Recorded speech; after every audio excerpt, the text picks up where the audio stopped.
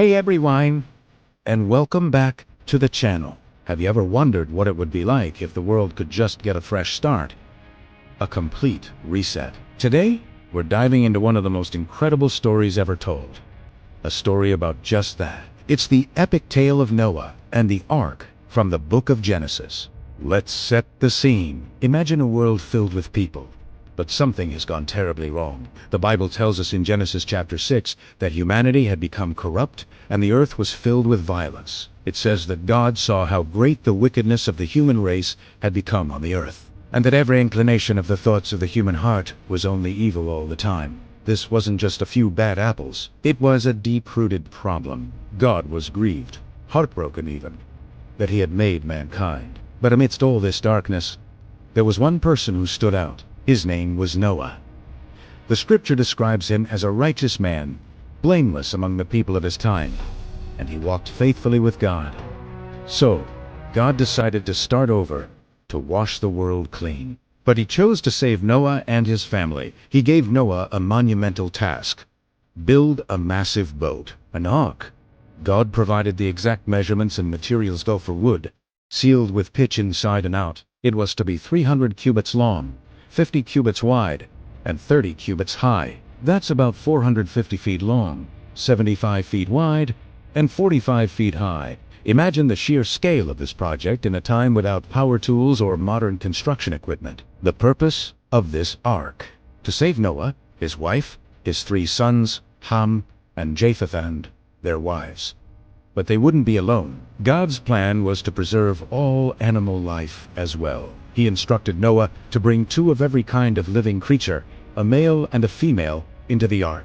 For the clean animals, those suitable for sacrifices, he was to bring 7 pairs of each. Can you picture it? Animals from all over, big and small, flying, crawling, and walking, all making their way toward this single, gigantic vessel. It must have been an unbelievable sight. As we move into Genesis chapter 7, the ark is finally complete. Noah, his family, and all the animals are safely inside.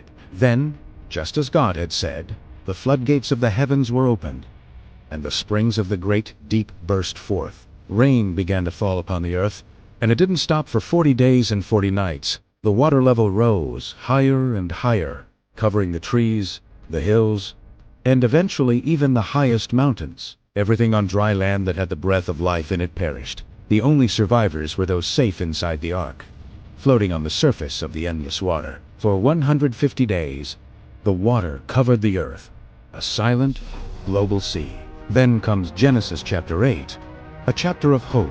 God remembered Noah and all the creatures with him in the ark.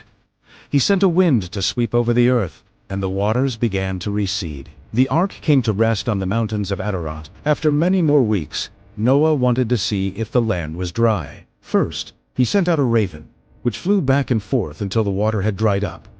Then, he sent out a dove. The first time, it returned, finding no place to land. A week later, he sent the dove out again, and this time it returned in the evening, with a freshly plucked olive leaf in its beak. This was the sign Noah had been waiting for.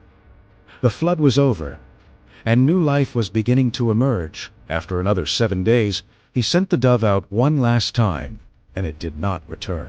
Finally, after more than a year inside the ark, God told Noah, "Come out of the ark, you and your wife and your sons and their wives. Bring out every kind of living creature that is with you."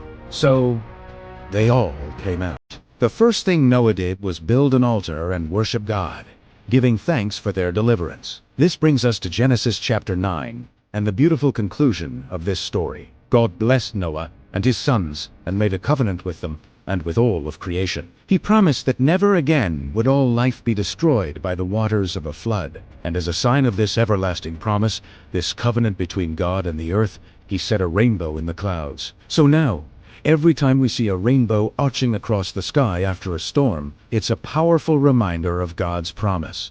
A symbol of hope, new beginnings, and faithfulness. What an incredible journey. From a world lost in chaos to a single family's faithfulness, and a divine promise that still decorates our skies today. It's a story that has resonated through millennia, teaching us about faith, obedience, and the power of a fresh start. Thank you so much for joining me today to explore the story of Noah. If you enjoyed this, don't forget to hit that like button, subscribe, and ring the bell so you don't miss our next video. See you next time.